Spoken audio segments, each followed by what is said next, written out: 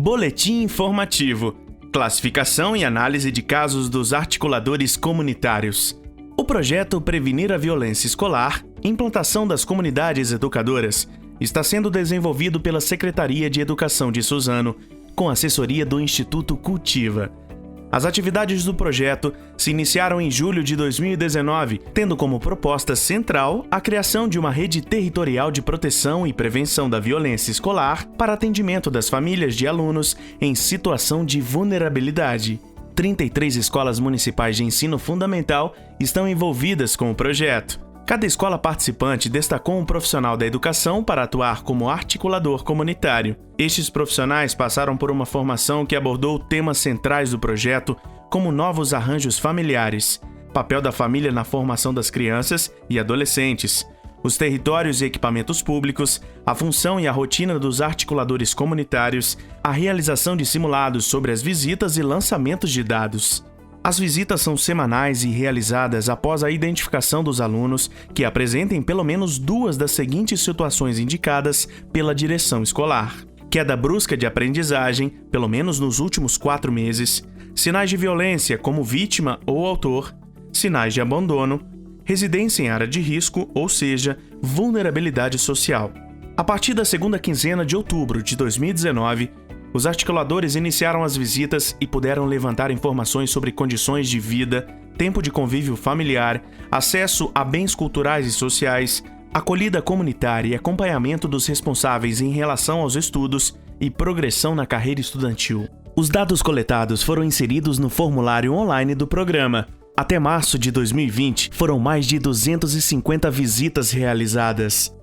Atualmente, em razão das medidas de contenção da pandemia do Covid-19, as visitas, assim como outras atividades, foram suspensas. As atividades de análise dos casos continuam sendo realizadas pela equipe do Instituto Cultiva e da Secretaria Municipal de Educação. Os encontros estão acontecendo semanalmente por videochamada. O objetivo deste vídeo é apresentar um boletim de análise dos casos e encaminhamentos propostos que foram realizados até o momento. Agora, vamos contextualizar o processo de análise de casos. Após a visita à família, o articulador preenche o formulário online com diversos dados coletados em campo sobre as condições de vida, tempo de convívio familiar, acesso a bens culturais e sociais, acolhida comunitária e acompanhamento dos responsáveis em relação aos estudos e progressão na carreira estudantil. Os dados lançados no formulário são acompanhados pela Secretaria Municipal de Educação em tempo real, através de um link de acesso. A partir dos lançamentos dos dados no formulário, como estas informações foram organizadas? O Instituto Cultiva organizou uma planilha com os principais indicadores e encaminhou para a equipe de coordenação do projeto. As informações são compartilhadas com a equipe de gabinete da SME e com os supervisores escolares. A equipe dos supervisores fez a leitura e a análise dos casos, classificando em urgentíssimo, urgente e não urgente. Em seguida, o Instituto Cultiva recebeu uma primeira classificação e fez um detalhamento das principais características de cada caso, indicando propostas de encaminhamentos. A partir disso, o Instituto realiza o compartilhamento das análises e indicações com a equipe da SME. E com a segunda rodada de análises, a equipe de coordenação da SME e supervisores voltaram a se reunir virtualmente para discutirem as possibilidades de encaminhamentos que competem à área educacional e o que será tratado junto às demais secretarias parceiras, como a de Assistência e Desenvolvimento Social, de Saúde, de Esportes e Lazer e de Cultura. As primeiras leituras realizadas trazem algumas observações para reflexão.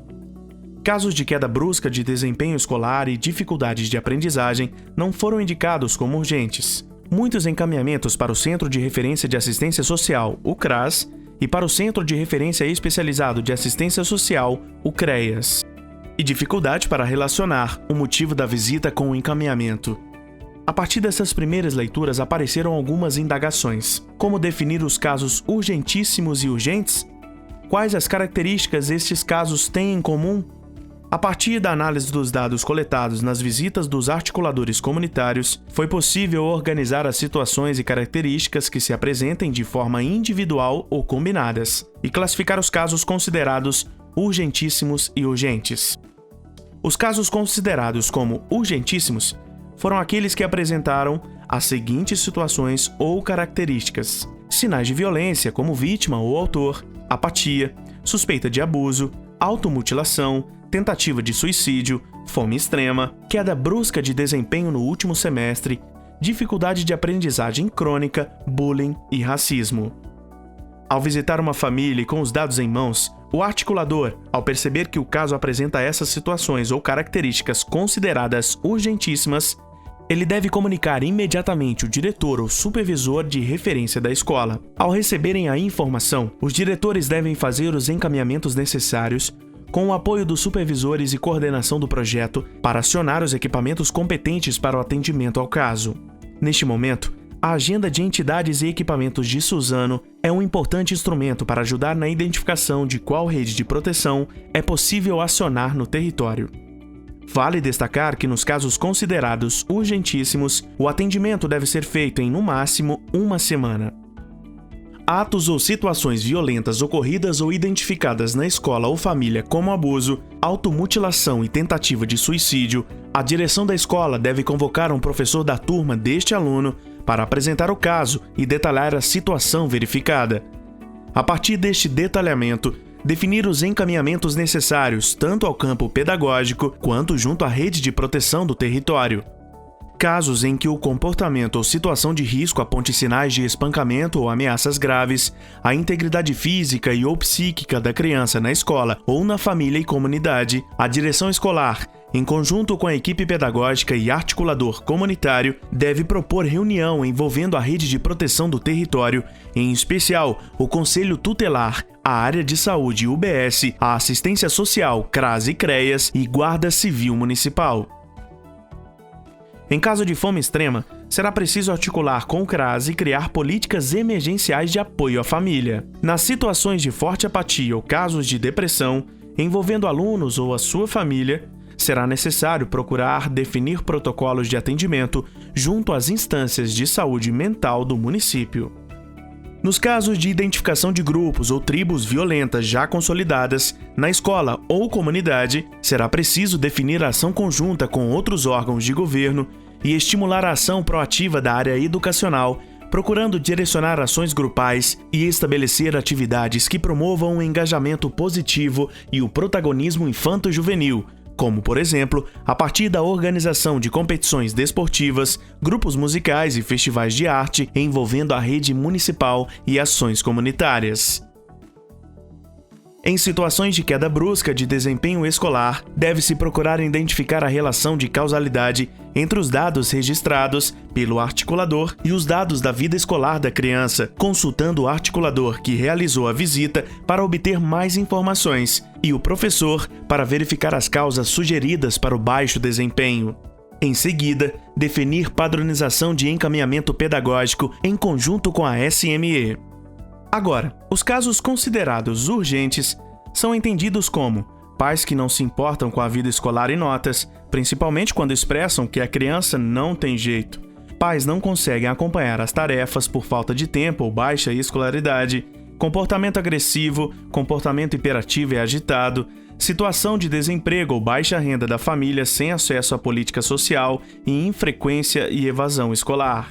Em relação aos pais que não acompanham a vida escolar da criança, seja por falta de tempo, baixa escolaridade ou indiferença, a equipe pedagógica deve pensar outras atividades pedagógicas em sala de aula que possam contribuir com a superação da dificuldade ou lacuna. Exemplo disto pode ser a implementação de estratégias pedagógicas alternativas. Por exemplo, metodologia de grupos de trabalho diferenciado, GTD. A identificação dos lapsos do processo formativo das crianças com dificuldades de aprendizagem crônica também são importantes para atendimento destes casos. Estes lapsos são ligados aos aspectos psicossociais, aspectos físicos e aspectos cognitivos. Procurar investigar as causas do comportamento agressivo, infrequente e ou hiperativo do aluno. Esta investigação passa pelo mapeamento dos momentos e locais onde este comportamento ocorre e pelo cruzamento de informações que possibilitam ampliar o entendimento da situação, infrequência, dados coletados pelo articulador, ocorrências registradas na escola, avaliação do professor de referência e pedagogo, coordenador pedagógico. Em seguida, pode-se realizar a implantação de protocolos de mediação de conflitos. Nas situações de desemprego e baixa renda, deve-se identificar no território o equipamento de referência para auxílio social.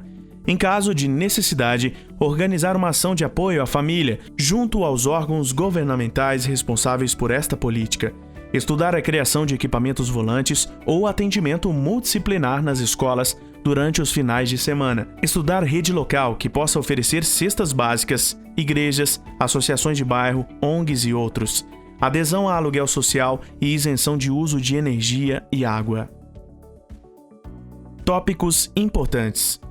Lembrando que os casos urgentíssimos deverão ser resolvidos em até uma semana, sendo que os diretores, ao receberem a informação, devem fazer os encaminhamentos necessários com o apoio dos supervisores e coordenação, para acionar os equipamentos competentes para atendimento ao caso.